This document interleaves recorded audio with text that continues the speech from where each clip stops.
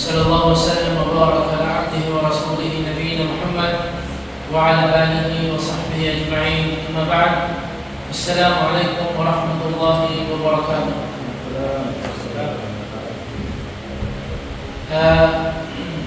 Isip ang padayon sa ato ang pagtuon kabahin sa kining ang kinahanglan nga mao ang tauhid. Anyata karon sa topic kabahin sa ad-du'a ila syahadat an la ilaha illallah. Ang pagdakwa paingon sa pagsaksi nga walay lain ang nasimbaho gawas lamang ka Allah subhanahu wa ta'ala. Ato ang na kuha gahapon ang kabahin sa shirk. Kung sa kadelikado ang shirk. Kung sa kadelikado ang shirk. O usa sa mga kadelikaduhan sa shirk mao ang makapagawas kini sa imo sa Islam. So kung ikaw na Muslim nga makabuhat og shirk, automatic makagawas sa Islam. Kinahanglan nga magsyahada sa utro. Usapod sa delikado o sa pagkadelikado sa shirk, ang ma-erase ang imuhang tanan nga mga kaayuhan agi sa imuhang pagbuhat sa shirk. Anan imong mga good deeds na naisulat, erase. Inigabot sa alas pagbukom, wala na timbakon. Diretso na ka sa impyerno. Kaya wala may timbakon sa imuhang mga kaayuhan. Diba sa alas pagbukom, timbakon kung mas bugat ang imuhang, kung mas bugat ang imuhang maayo kabinhatan, paraiso ka. Kung mas bugat ang dautan, impyerno ka. Kunya, wala mo kayo ang binutan, kaya na papa naman lagi sa shirk. So, automatic na nga, impyerno na ka. Nakakadelikado ang shirk. Karon, pagkahibaw na ito nga ang shirk, delikado kayo sa tanan. Ug ang tauhid mo niya ang pinaka-halangdon sa tanan niya makaalam. Ang mahirap sa katagos sa kanato, ang kinahanglan nga ato ko nang ipahibulong sa lain. Kumbaga dili nimo sulubon ang kini nga kaalam ba, kay delikado kayo sa uban nga mga tao na Muslim sila pero gabuhan sila og shirk. Na ma-erase ang ilang mga kaayuhan, suluy kayo sila. Unang atuang topic karon bahin sa pagdakwa sa tauhid. Bahin sa pagdakwa sa tauhid. Allah subhanahu wa ta'ala ngayon sa Quran, "Qul hadhihi sabili ad'u ila Allah ala basiratin ana wa man ittaba'ani wa subhanallahi wa ma ana minal musyrikin." Ang Allah subhanahu wa ta'ala ngayon sa Quran, isulti o Muhammad, mao kini nga ako ang dalan nga ako nagsangyaw sa Allah. Nagsangyaw panayon sa Allah nga adunay kaalam. Kini akong dalan ug sa mga misunod kanako. Ug dayon ng Allah sa pagamaturot ako dili nahilakip, dili kauban sa mga gabuhat ug shirk. Kini nga aya mga kaigsunan sa Islam nagapatinaw kanato nga ang dalan ni Propeta Muhammad sallallahu alaihi wasallam mao ang pagdakwa sa tauhid. Ang pagsangyo niya sa mga tao nga ang lamang ang kanyang simbahan. Mao ni ang dalan ni Propeta Muhammad sallallahu alaihi wasallam ug dalan sa mga misunod sa iyaha. Sugod pasabot kung gusto nimo nga mahimong tagasunod ni Propeta Muhammad, sundon nimo ang kung unsa ang ginabuhat niya. Mao ang pagdakwa sa tauhid. So kinahanglan ikaw pod magdakwa sa tauhid. Wa subhanallah, dahil po ng Allah, wa ma ana minal musyrikin. Ako din nahilakip sa mga musyrikin. Sugod pasabot sa imuhang pagdakwa sa tauhid, kinahanglan sa imong kaugalingon daan, likayan nimo ang pagbuhat sa shirk sa imong pagdakwa sa tauhid. Nayon sa hadith nga gisaysay ni Ibn Abbas radhiyallahu ta'ala anhuma, usa sa mga papatuod sa gibuhat ni Propeta Muhammad sallallahu alaihi wasallam, nga dili lang siya ang nagdakwa sa tauhid, kundi kapil po ang iyang mga sahaba.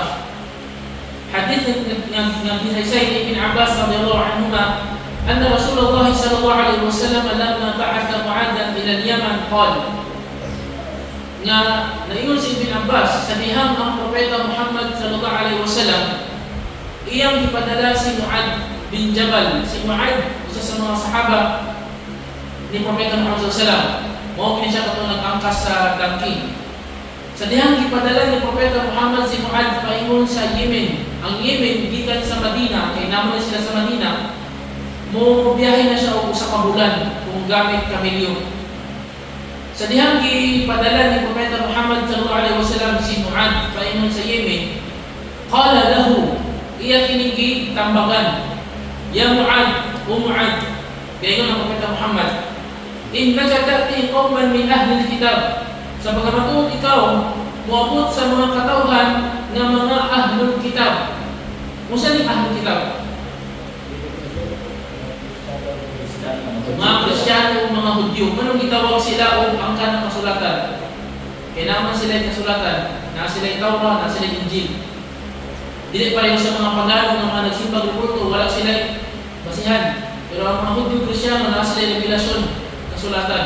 Pero ilan ang Yusuf.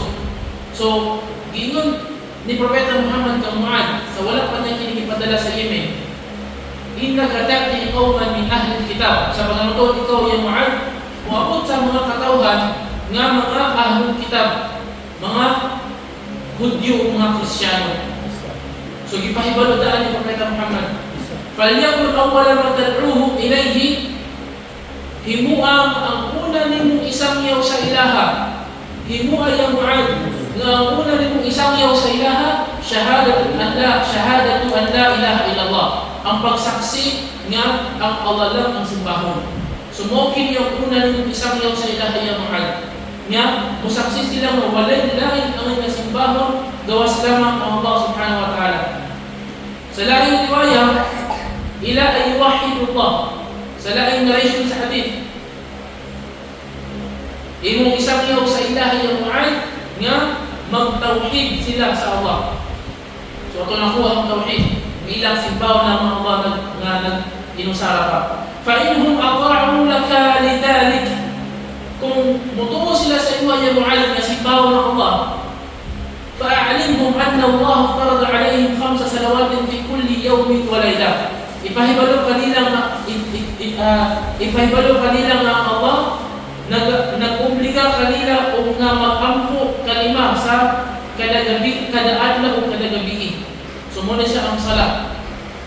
فَإِنْهُمْ أَطَاعُوا لِذَلِكَ, kung sila mutuo sa iyo nga sila nag-ampo ng salat, فَأَعْلِمْهُمْ أَنَّ اللَّهَ افترض عليهم صدقة تؤخذ من أغنيائهم فترد على فقرائهم.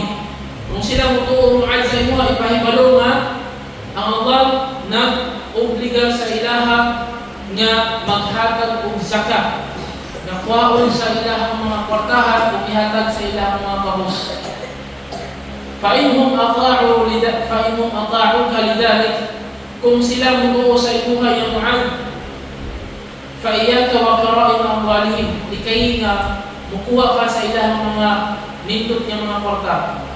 وَاتَّقِ دَعْوَةَ الْمَظْلُومِ, ug likay ang pag-ampo sa mga gilupig kanang gidaw-daw, فَإِنَّهُ لَيْسَ بَيْنَهَا وَبَيْنَ اللَّهِ حِجَابٌ, kaya ampo sa ginadaw-daw walay makababag kaliwala niya ug kang Allah subhanahu wa ta'ala, meaning dawaton sa Allah subhanahu wa ta'ala. Kini nga hadith na magsulat sa Islam, kung inyo ang makita din nga ang unang magtutudlo ni Propeta Muhammad sa pagsangyaw sa Yemen kang Mu'adh, mao ang tawhid, mao ang simbahon ang Allah. So makakapunta din nga kung ikaw magdakwa sa katawhan, ayaw dito pagsugod sa mga fadail o katong mga maayong pamatasan. Ayaw dito ka sa tawhid. Unya rana ikaduha ra nang magtudlo ka sa Islam, maayong pamatasan sa Musliman. Ayaw pagsugdian sa permiro. Sunod ra na siya. Ang imong permiro nga itudlo sa mga tao mao ang tawhid, mao ang ilang simbahon ang Allah subhanahu wa ta'ala. Nakuha na to. Right. Sunod na yung sa hadith, kini siya, usa na siya kakwento. Panahon ni siya sa Khaybar. Kwento, nga ito ang makakuha na niya ka ng kaalam. Hadith na isa-isay ni Sahal bin Sa'ad radiyallahu ta'ala anhu, أن رسول الله صلى الله عليه وسلم قال يوم خيبر لأعطين الراية غدا رجلا يحب الله ورسوله ويحبه الله ورسوله يفتح الله على يديه فبات الناس يدركون ليلتهم أيهم يعطاها فلما أصبحوا غدوا على رسول الله صلى الله عليه وسلم كلهم يرجو أن يعطاها فقال أين علي بن أبي طالب فقيل هو يشتهي عينيه فأرسلوا إليه فأتي به فبصق في عينيه ودعا له فبرأ كأن لم يكن به وجع فأعطاه الرأي وقال انفذ على رسلك حتى تنزل بساحته ثم ادعوهم إلى الإسلام وأخبرهم بما يجب عليهم من حق الله تعالى فيه فوالله لأن يهدي الله بك رجلا واحدا خير لك من حمر النعم. Kini nga hadith na nakaisulan sa Islam. Isa-isay ni Sahal bin Sa'ad. Unsay nani ini? Sa panahon nga ang Propeta Muhammad sallallahu alaihi wasallam nasa Madina, naay mga nagpuyo sa Madina ng mga Yahud. Tulo ka tribo ng mga Yahud ang nagpuyo sa Madina. Ang una, tribo nga gitawag og Banu Qurayza. Mga angkan ni Qurayza. Usaha mo na, Jasim? Qurayza. Muna siya ang unang nga tribo sa mga Yahud na nagpuyo sa Madina. Ikaduha, Banu Nadir. Mga angkan ni Nadir. Banu Nadir. Muna ikaduha nga tribo na nagpuyo sa Madina ng mga Hudyo. Ang ikatulo, ang katulo, Banu Kainuka.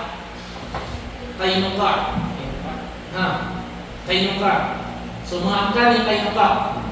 Kontrol boy, sa ito muna. Banu Qurayza.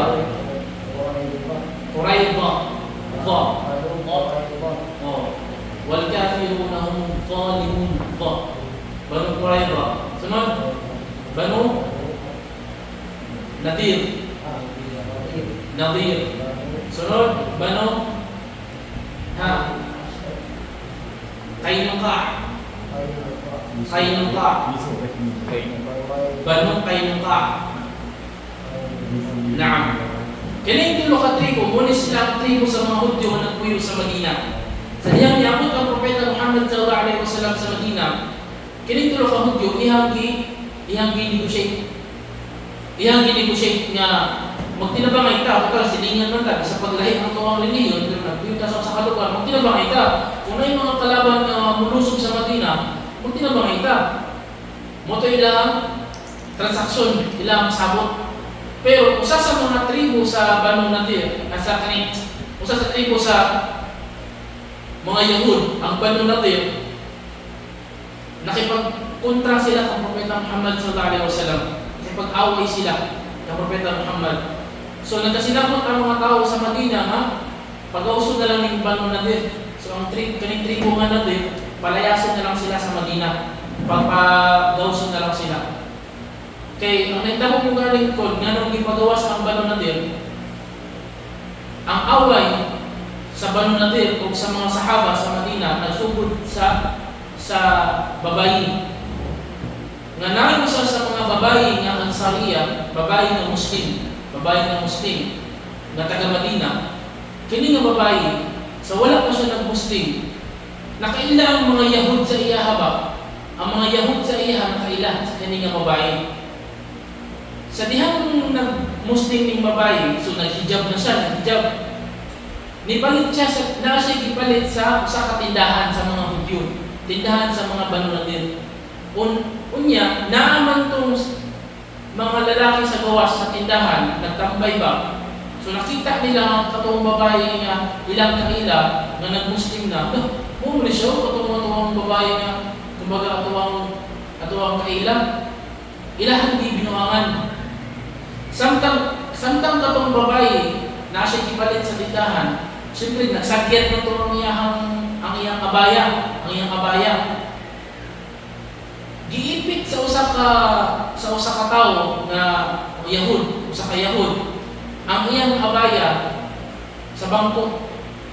iyang giipit sa bangko nga wala kay balot ng babae na paglakaw sa babae kay nawalis ang iyang sanina kay giipit man. Kato nga panghitabo na ay usa sa mga sahaba ang nakita niya. Normal naman sa mga sahaba sa Madina nga nasa espada si Bidala. Sa kapungot niya nga nakita ang lawas sa babae kay giipit sa mga Yahud, nagkatawa pa ang mga Hudyo, nagkatawa pa sila, automatic katong lalaki nga Muslim, nidagan dayon siya, o iyang giprotektahan ko ng babae, o iyang gipatay kong mga lalaki. Napatay niya. Iyang gipatay. Unya, lugar mo ito sa mga Hudyo, kasi siyempre, tindahan ito sa Hudyo ko. Niatake dayon ang uban ng mga Hudyo, o napatay nila ito nga sahabi. Napatay ko siya katong lalaki nga Muslim. Nahibawan ni Propeta Muhammad ang nahitabo. Gitipok ni Propeta Muhammad ang mga sahaba o ilang duol ang mga leader sa mga kanang tribo baron natin kung sa'y nahitabo nganong inyong mananggigana. Gipatay niya, normal lang ang iyang gipatay kaya ilang mga ginawa ng babae. Ang Propeta Muhammad na nakipag-negotiate sa leader sa Banu Nadir. So katong leader sa Banu Nadir, ang ilang leader nila, kung man, gay kulo ba, na ihadyo i-kwan insisted nga sila ang sakto. Kaya nga nung gipatay nila, niyang Propeta Muhammad, dili, normal lang ang gipatay niya. Kaya simple, babae, binuha nga na nahubo ang sanina. Dito na tayo sa nag-away. Motong, nag-meeting ng mga taga-Madina nga hasta ang mga tribo sa katong tribo nga duha ka tribo nga Yahud ni Sangayon nga palayaso na lang ng tribuha kay sakit sa ulo ng tribuha. So gipalayas tong tribo Nadir sa Madina. Gipalayas kay ni sugot ng tutong Banu Qurayza nga Yahud pod o ni sugot pod ang usa ka tribo nga Yahud nga Banu Qaynuqa nga ipagawas ng mga tribo nga Banu Nadir. So walay nabiling bisan usa sa ilang tribo nga nagpuyo sa Madina. Gipagawas sila kay mga badlungon sila. Dito sila nagpuyo sa lugar nga layo-layo gamay sa Madina nga gitawag og Khaybar. Khaybar, mao man karon hadith. Oh, an Sahal bin Sa'ad an-Nabsu anna Nabi sallallahu alaihi wasallam qala yawm Khaybar. Kato nga Khaybar, dito nagtapok ang tribo nga Banu Nadir sa dihang gipalaya sila. Siyempre, normal lang na makabati sila o kapumot, nagipalaya sila sa ilang maguling lugar. Nagplano sila na lusubon nila ang mga Muslim ba sa Madina. Kanang ilan itong ikuhan ko ng okay nila ba ang mga Muslim para pakyo nila tanan. Ilang i-ambush. Kanang ang plano, nakahibalo ang Propeta Muhammad sallallahu alaihi wasallam. Busa, iya ng giunhan. Gitipok ni Propeta Muhammad ang kanan ng mga sahaba, mangadto ta karon sa Khaybar, pugdo na nato ang Banu Nadir. Wala tayong ibilin sa ilaha. Pugdo na nato sila tanan. So moto nahitabo nga hitabo nga gera, jihad nga gilusog ni Propeta Muhammad sallallahu alaihi wasallam katong mga tribo, ang Banu Nadir, tribo sa mga Hudyo. Kaso lang, ang mga Yahud, ang mga Hudyo sa katong lugar, nakahimo sila paksol. Wala paksol ko yun? Ha? Underground ba? Underground na. Dito sila mutapig. Underground. Unya, ang pertahan nga, ang ilang ipertahan sa paksol is sulit nga bakal. Puthaw. Na ang muaswat ato nga puthaw is mga nasa mga 40 katao ang muaswat agi sa kabukat ng puthaw ng ilang pertahan. Sa dihang nakahibalo ang Banu Nadir na nagpatulong na ang Propeta Muhammad sallallahu alaihi wasallam para pugdon sila tanan kay atikan na ilang plano. Nanapig na sila daan sa katong pamaksol. Mao nang pagabot sa Propeta Muhammad sallallahu alaihi wasallam kauban na yung mga sahaba sa Khaybar, walay tao ug nakita niya nga naay paksol sa ilalom ato ara sigurado nga naa sila dito tanan nagtapok. Mao dayon to si Propeta Muhammad sallallahu alaihi wasallam nag-ingon ana siya la'utiyanna ar-rayata ghadan rajulan yuhibbu Allah wa rasulahu wa yuhibbuhu Allah wa rasuluhu yaftahu Allah ala yadayhi. Niyon ang Propeta Muhammad ugma na lang ta kay siguro ni abot sila dito is hapon na ba ya sa panahon sa ilaha wala may tira sa gabi kay di mo sila makita buntag so hapon na so ningon na katawag ugma na lang ta mulusog sa ilaha ug ningon ang propeta Muhammad ugma kini nga flag nga iyang dala ako ning ihatag sa tawo kay sa ilaha kung kira sa mga panahon kung kinsay magdala sa flag mo to'y the best nga one sundalo magkawit sa flag kumbaga sa one ba sa athlete pa kanang intrams kanang maghawid sa torch ba ano Torch bearer. o kanang mudagan meaning the best na siya nga athlete so panahon po sa Nabi sallallahu alaihi wasallam kung kinsa to maghawid sa flag mo to siya the best nga warrior so nino na kita usalam ini nga flag ugma kita magsugod og jihad ako ning ihatag sa lalaki sa tawo nga ang iyang katangian mahal niya ang Allah ug mahal niya ang sugo sa Allah ug gimahal pud siya sa Allah ug gimahal pud siya sa sugo sa Allah so ang mga sahaba makinsa katutawan ano fabata an-nasu yadukuna laylatahum ayduhum yuqaha walay natulog sa mga sahaba sige sila gusto nila kinsa ka tumatawanan nga grabe mahal niya ang Allah mahal niya ang sugo sa Allah ug mahal po siya sa Allah so kada usa sila nangandoy nga mintag ako to walay nakatulog sa ilaha falamma asbahu sa dihang umana sila og sa fajr غدوا على رسول الله صلى الله عليه وسلم كلهم يرجو يلقاها automatic pagkahuman nila sa fajr nanungol dayon sila kang propeta Muhammad na nagdahom ang patakusa nga siya ang mahatagan. Nakuha na to. Ang to nga dito si Umar bin Khattab. Ingon si Umar bin Khattab sa dihang nituol namin kang propeta Muhammad sallallahu alaihi wasallam gadasok na ang mga tao. Tapi kapila. Ang mga sahaba nagdasok na. Unang si Umar, naningkamot siya nga iyang baklihon ang mga sahaba ba? Baklihon niya kay gusto siya ni Umar nga makitaan siya ni Propeta Muhammad kay masintiyay. Di ba? Majakpatan. Ha? Majakpatan. Dapat din ka natin mga kumpanta. Kunwari nga magpakita ko, basin ba? Si Umar bin Khattab, siyempre, ang mga tao, dasok na naman. So, iyan yung kung gusto niya mo lilit din siya ba? Ganahan siya na makita siya ni Propeta Muhammad. Hala kay nisulti man ng Propeta Muhammad sallallahu alaihi wasallam.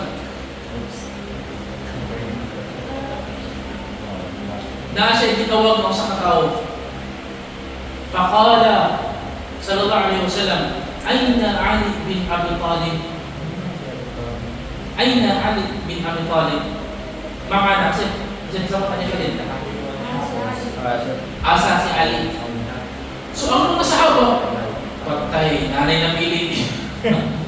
Nanay ng pili pa si Ali bin Abi Talib ang kuwan doon. Siya ang katong mga tao na makahawid doon sa flag. Fakila, so katong mga tao, medyo nangwana sila kung pura ito na muypoy na ba? Namuypoy na ba? Namuypoy na ba? Nailong na, naglailong. Ito, si Ali ba yun? Nain nitubag, Ya Rasulullah, huwa yashtaki aynay. Nasa dito sa tent. Mahubag niya ang dua ka mata. So ang mga sabla, hubag niya mata. Basin na. Pwede pataanin. Hindi pa siya. Pwede pataanin. Na ang problema kay fa'arsalu ilayhi fa'utiya bih. Gipatawag gihapon. Ni papitawag. Ariya siya. Paari gihapon ng mga pagduol ni Ali radiyallahu anhu. Fabasaka fi aynayhi wa da'a lahu. Giluwaan ni Propeta Muhammad ang mata ni Ali. Ug nagdua siya sa Allah nga ayun sa Allah. Ug naayo ang mata ni Ali. Fabara'a ka'an lam yakun bihi waj'un. Naayo ug kalit ang mata ni Ali nga mura ug wala ni agi nga nasakit. Naibaka ba ang laway sa Propeta Muhammad sallallahu alaihi wasallam? So naulian siya. Fa'aqahu raya ug gihatag na niya ang flag. Si Ali dito ang mahatagan sa flag.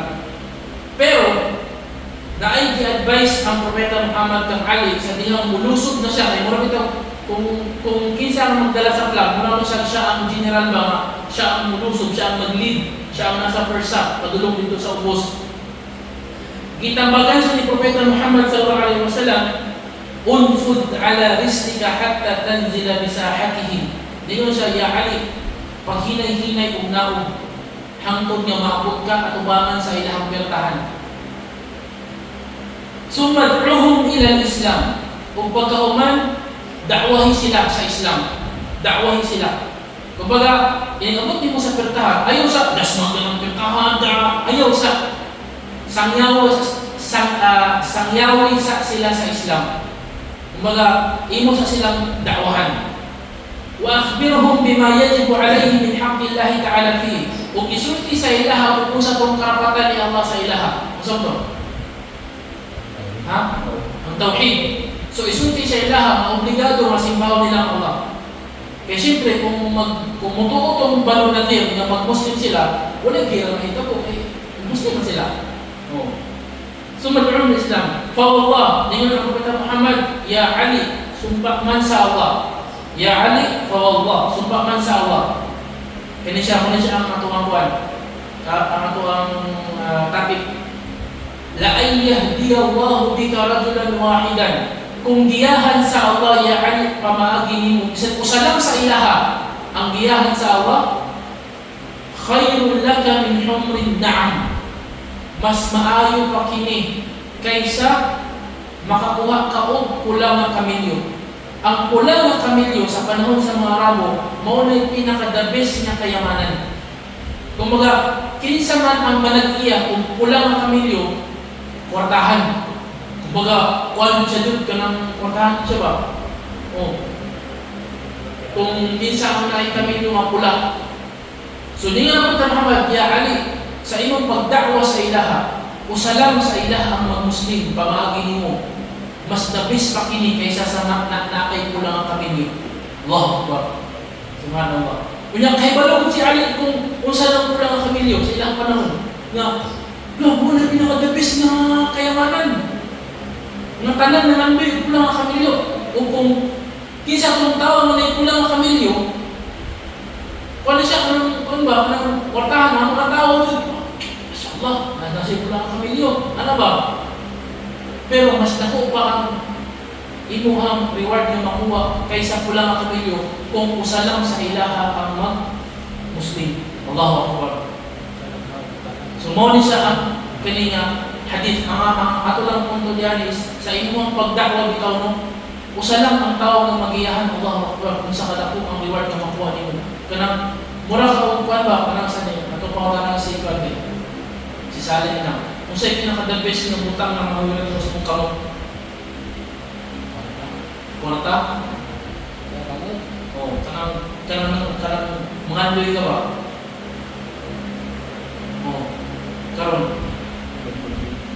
iPhone 14, iPhone 16. Karami ito, kanang makabaton ka na, karami ito, tapos yung matulog. Dapat ka na nakipagong motor.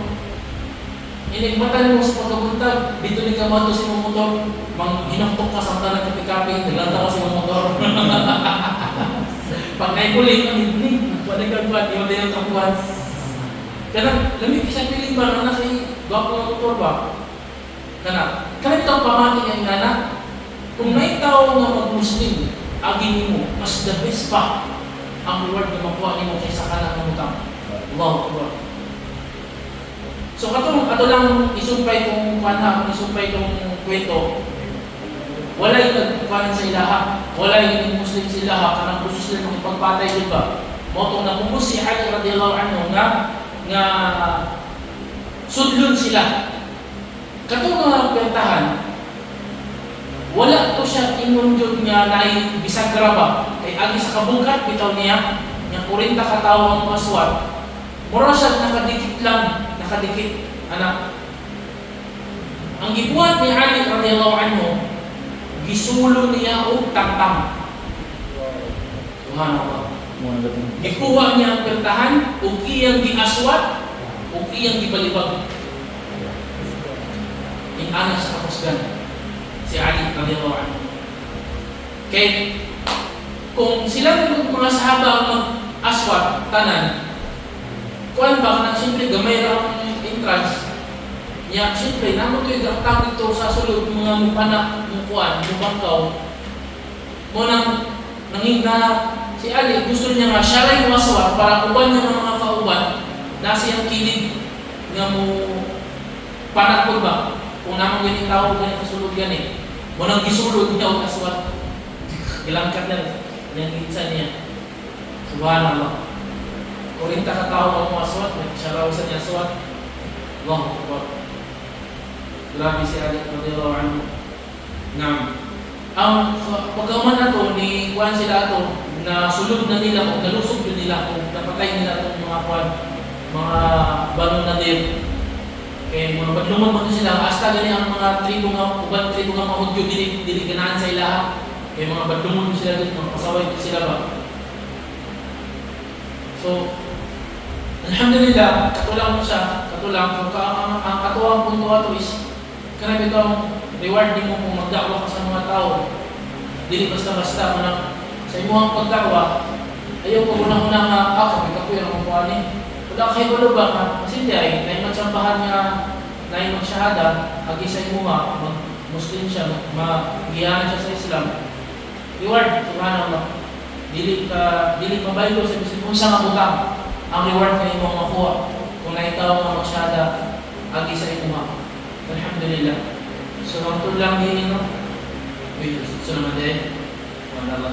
Inshallah, ito ay madali ugma, magsugod na ta sa kining adilin pa dahil bahin sa pag-discuss nato sa mga shirk, mga butang na shirk na mga dili na may buhaton sa tawag na ito. Alhamdulillah, so ito lang din Allah Ta'ala ala musallallahu ala nabiyina Muhammadin wa ala alihi wa sahbihi ajma'in wa akhir dawana alhamdulillah bil alamin. Assalamualaikum warahmatullahi wabarakatuh. Assalamualaikum warahmatullahi wabarakatuh.